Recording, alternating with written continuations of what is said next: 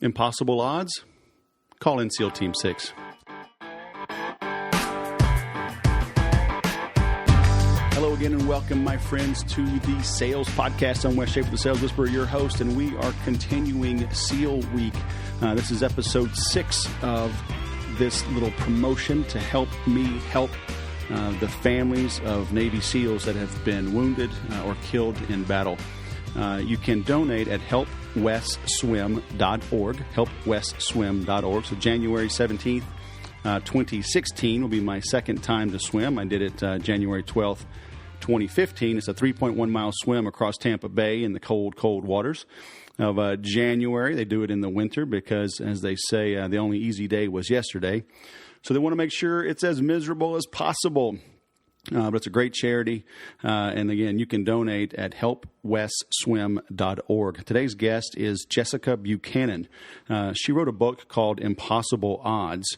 And in her story, she tells about how she was held captive for 93 days by Somali land pirates, land terrorists, whatever you want to call them, and we get into that a little bit. But she was not doing well, and she can't reveal how everything came about. But SEAL Team 6 was sent in to rescue her, and they did.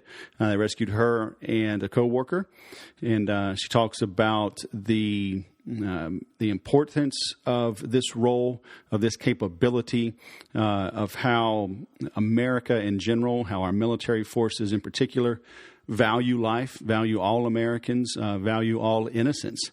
So it was quite a compelling story. I think you will enjoy it. I think you'll appreciate it. I think it will motivate you to get out of any comfort zone you may be in, despite the risks, and get on with your life, follow your dreams, go out and make a difference, which is exactly what she did. So again, you can enjoy this episode while you also donate at helpwesswim.org. Now on to the interview. Jessica Buchanan, all the way from the East Coast, Alexandria, Virginia. Welcome to the Sales Podcast. How are you?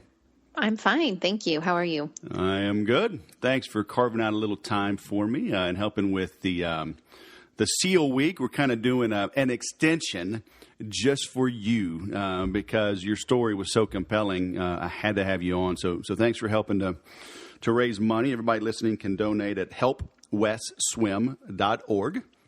And anybody that knows me knows I need all the help I can get swimming. So I appreciate you sharing a few moments with us. But for those that don't know your story, I mean, I usually ask people to kind of tell their story, but let me see if I can give a thumbnail sketch, and I'll let you fill in the blanks. Mm-hmm. How's that? Sounds good. Because I just ran across you. You were down in Tampa and and helping with the cause, with the Navy SEAL Foundation, and you were captured by Somali, I don't know what you call them, pirates, terrorists, all the above? Well, actually, let's go with pirates, okay. Land pirates to be exact. I wasn't on water, but captured while I was en route, working for an NGO and just down in southern Somalia doing a training. Right. And you were held for 93 days, right? And they were trying to ransom for you. Yeah. And the infamous, or not infamous, famous SEAL Team, infamous to the Somali pirates, SEAL Team 6 came in and rescued you and a colleague, right? Yes. And and upon your return, I'm sure there was a good bit of recovery, but you then wrote a book, right? Impossible Odds, the kidnapping of Jessica Buchanan and her dramatic rescue by SEAL Team 6. Exactly. And some people may be saying, what does this have to do with sales and entrepreneurship? And I think we can weave that in a little bit. But ultimately, this is to help raise money for the SEALs, those that are injured and wounded and killed. So for their families they leave behind. But your story, Exactly. I mean, I've never spoken to anybody like you, nobody that's been rescued like this. So could you kind of fill in the blanks for us here? And, some people may be asking, what the heck is an American doing in Somalia in the first place? Right? So I'm sure you get that question. I do. And that's a fair question. Well, what I was doing, I'm a teacher by profession, and my husband and I are humanitarian aid workers. And we were working in East Africa, and I ended up moving up to northern Somalia, or what we call Somaliland, which is a very peaceful, autonomous, self-declared region of Somalia that's functioning. And I was based there. I lived there for about 2.5 years, and I was working for a non-governmental organization. We did community safety and armed violence reduction. So what I would do is train Somali staff, and I also worked in Uganda and South Sudan. We would train our staff to go in and just kind of educate and promote safety standards and measures in the community. We did a lot of mine and explosives, like landmine stockpile clearance and education for kids who would pick up shiny, bright objects that they'd find laying on the ground. And they were explosives that had been left over from the Civil War 20 years ago that were still highly dangerous when they came into contact with them. Kids' arms would be blown off, they'd go blind, they'd be badly burned. And so what we would do is go in and try to educate the communities. You don't want these, they're dangerous, don't let your kids pick them up. We also did firearm safety education because 95% of Somali households had an automatic weapon. And oftentimes kids were the direct, victim of some sort of accident or armed violence. And we did conflict management education. So that's what I was doing in Somalia. I loved my job. I really felt like I was making a difference. It was super interesting. I was in southern Somalia conducting a staff training, making sure my staff had all the materials they needed to go out and do a good job. When on October 25th, 2011, we were in a convoy of 3 land cruisers heading back to our guest house after our staff training, and we were completely cut off by another vehicle, and then our vehicle was overtaken, and we were driven out into the desert. Man. All right. So let's go back a little bit. Because for those that may be scratching their head, what I appreciate is that you were doing something that you felt compelled to do. You were making a difference, right? Some people may say, hey, you're crazy. You went into a high-risk part of the world. But you know what? That's where we're needed, right? Absolutely. And I get that a lot, I do think it's a fair question, but I like to be able to explain to people that just as much as, our armed forces are doing what they are here and out wherever they are, just as people are trying to make a difference here in the U.S., I was trying to make a difference and trying to make our world collectively a better and safer place because, what countries like Somalia need, they need infrastructure, they need capacity building, they need education on women's rights, they need just basic education, because the problem is when people don't have any resources, when they don't have any alternatives, they turn to bad things because they still have kids to feed.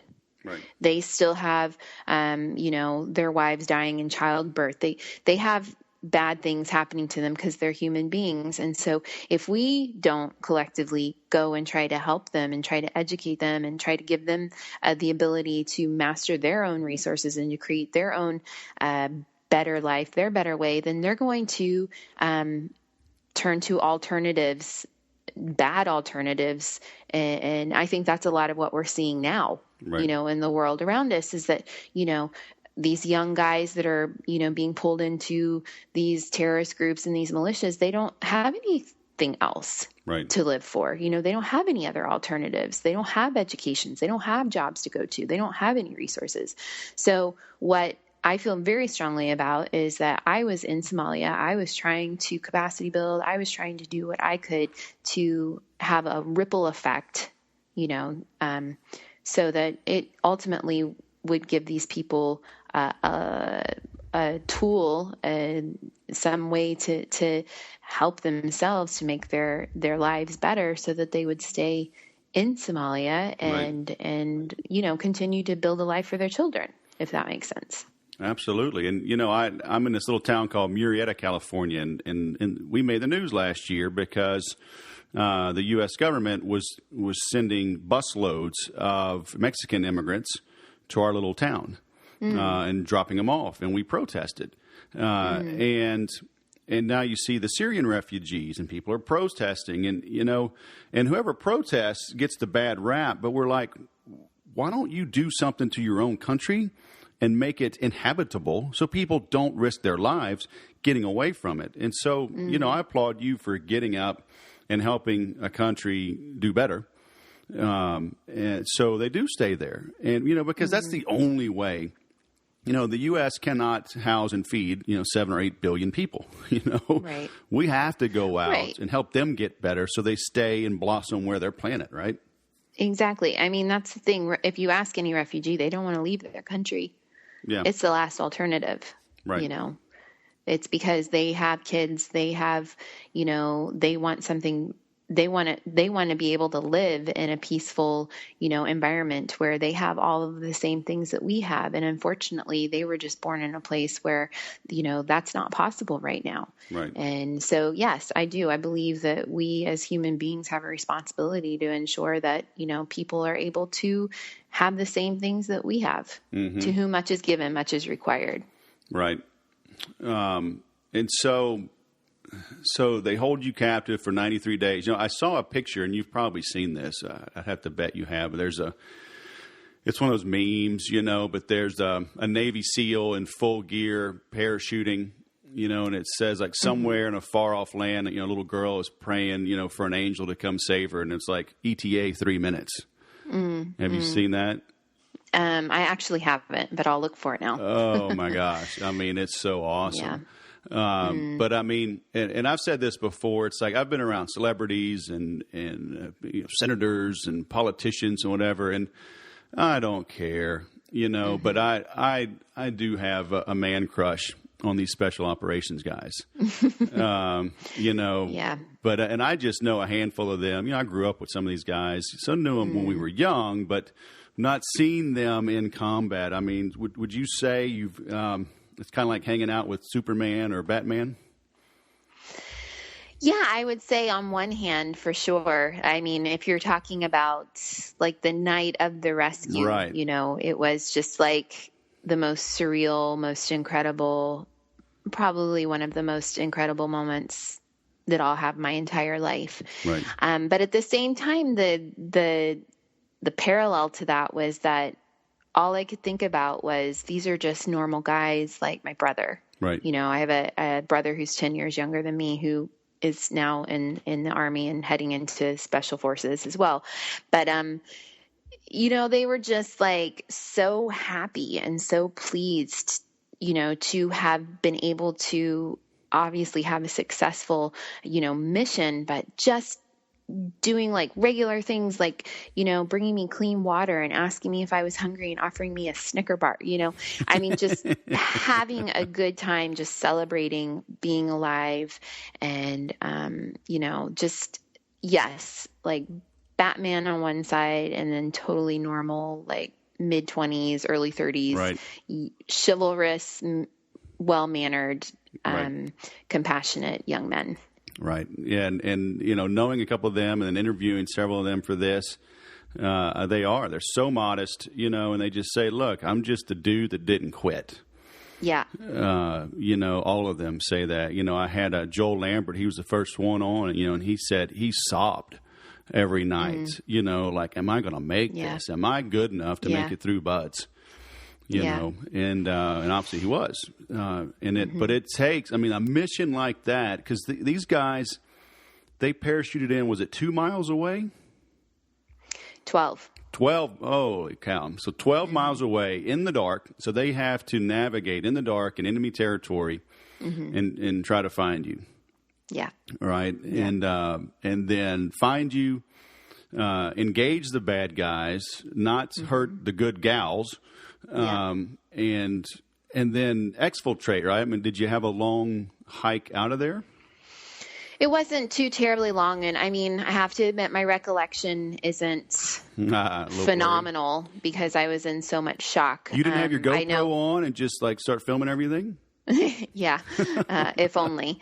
Someone carried me for a good distance because I was very ill. Right. That's the main reason this operation took place, because I was so ill. And did they know that? The pirates...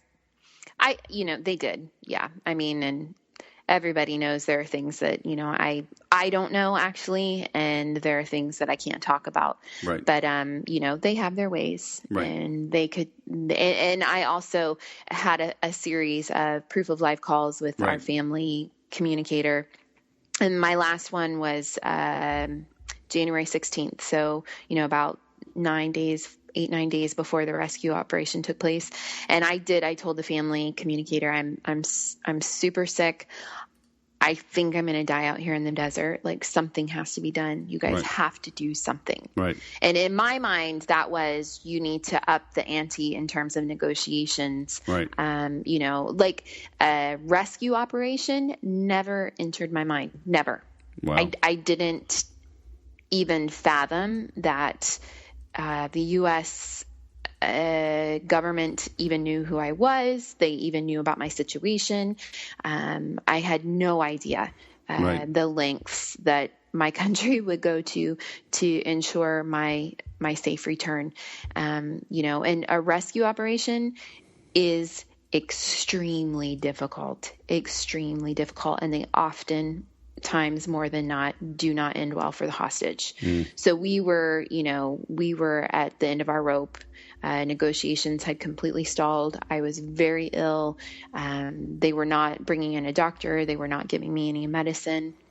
They were basically just like letting me hang on to that last thread, because, they didn't care. Right. They just needed me barely alive. Right. To get their ransom money. But these things, they take years to negotiate out of. Wow. And we were only 3 months in. And, the fact that I was so sick, that was just the alarm right. was sounding. And I think, all the stars were aligned in terms of the elements, in terms of the people involved. We had the most amazing FBI agent who was leading the case out of Nairobi, Matt Espenshade, phenomenal, wonderful man who just really was personally invested in this. And I think that, if it weren't for his efforts, then we wouldn't have gotten the go ahead, the green light. So, there were so many people involved, so many people personally invested who really, really wanted me. They wanted me home and they wanted me safe, right.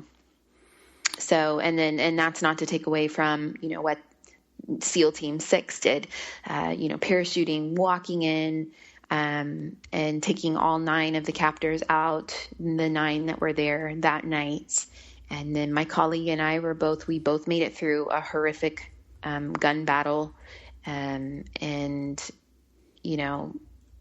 they carried us to safety. And as we were waiting for the helicopters to come in and get us out of this like deep Somali desert, they went one step further. They weren't sure the premises were completely safe, and they had us lie down on the ground, and several of them actually laid down on top of us. And then I just remember laying there, like looking up at the night and then looking out around me and seeing the rest of them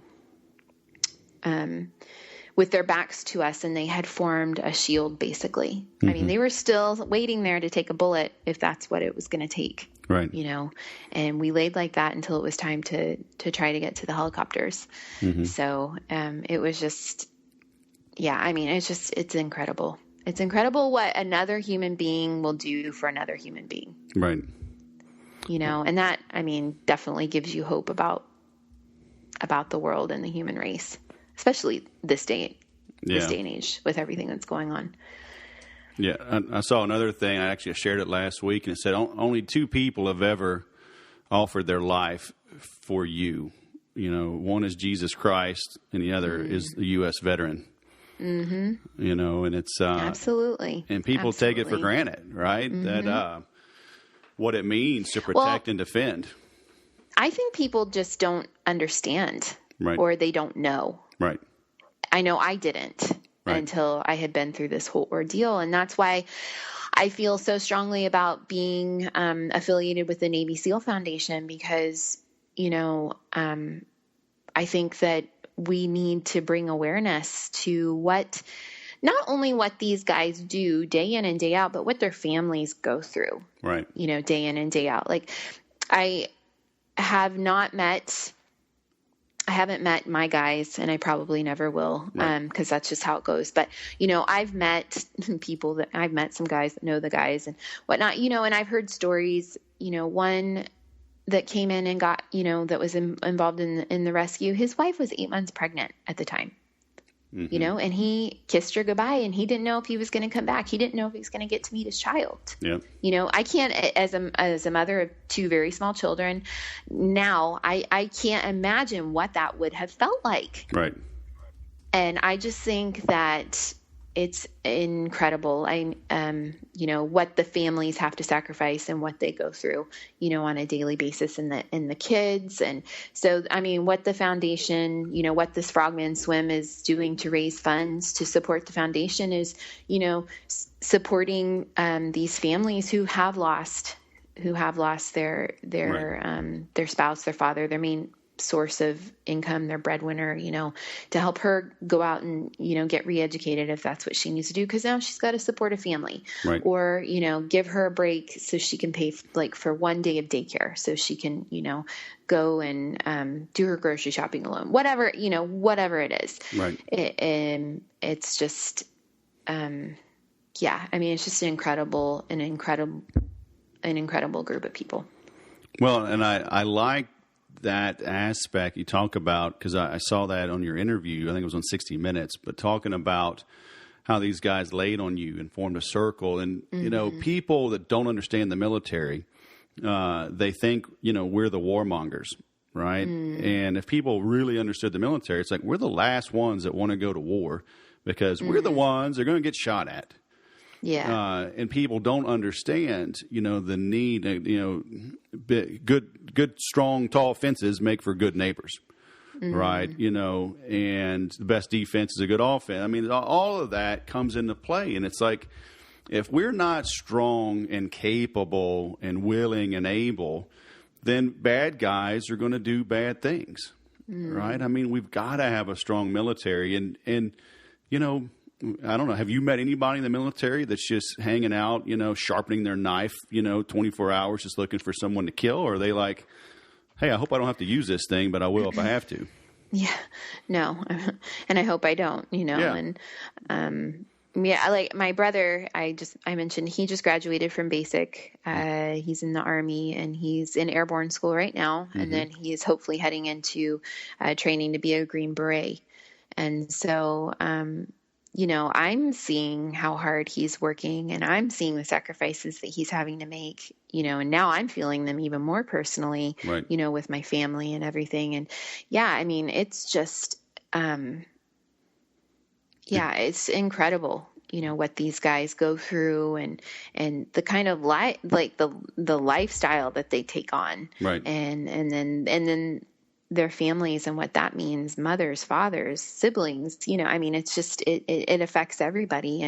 And yeah, I mean, anybody who doesn't appreciate, you know, what it means to be an American, and what it means to live here in safety and in freedom. And, you know, I just hope that, you know, they listen to this podcast and they get some exposure, because it really, you know, it really is an incredible thing. So these Somali pirates, are they misunderstood freedom fighters, or are they just bad guys?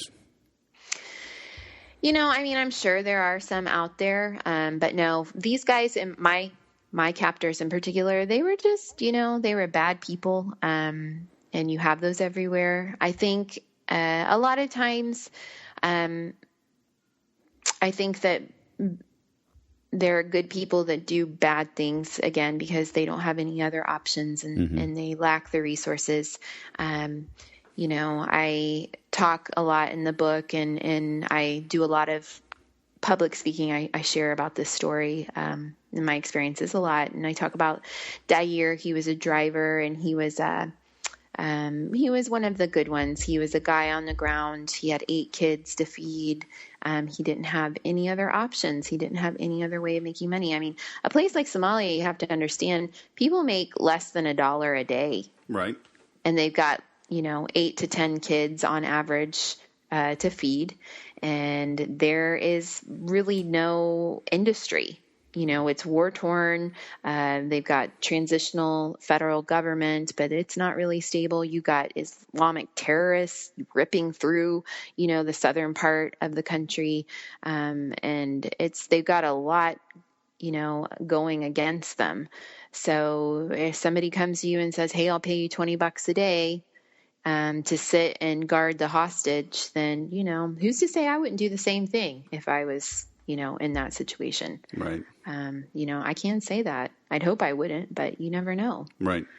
So did your, did this event, you think, compelled your brother to get into the military, or was he interested before?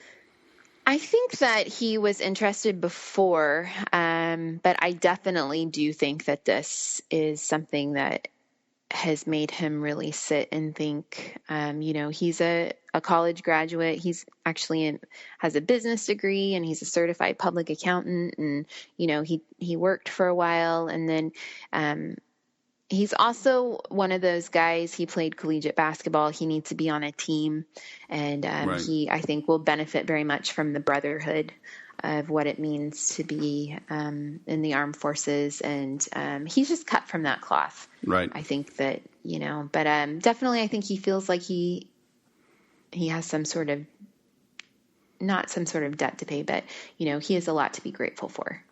Right. And so this is also his way of giving back. Right. So any more worldwide travel for you, or are you going to promote the cause from the safety of the U.S.? Well, no, we do travel. My husband is Swedish, so we go to Europe once a year to visit his family. And actually he continues to go back to Africa and work. He's still working in international development. So, the other side of that is that we definitely, we kind of have this unique approach, where we advocate for the military, but we also advocate for, humanitarian efforts as well. Right. And, so he's continuing, on in those. And, we actually returned to Africa after the kidnapping and the rescue. We lived in Kenya for a year, and our first son was born there. And then we decided to come back to the States and kind of start a new chapter. Right. And it's been a very good chapter. But, I often get asked that question, what I think about people continuing to travel. And I say, go. It's a wonderful, incredibly exciting world out there. And there's a lot of good that needs to be done. Just take security and those protocols, make those your main priority. Right. And listen to your gut. Yeah. More than anything, listen to your gut. Yeah. So if we live in fear, they win, huh?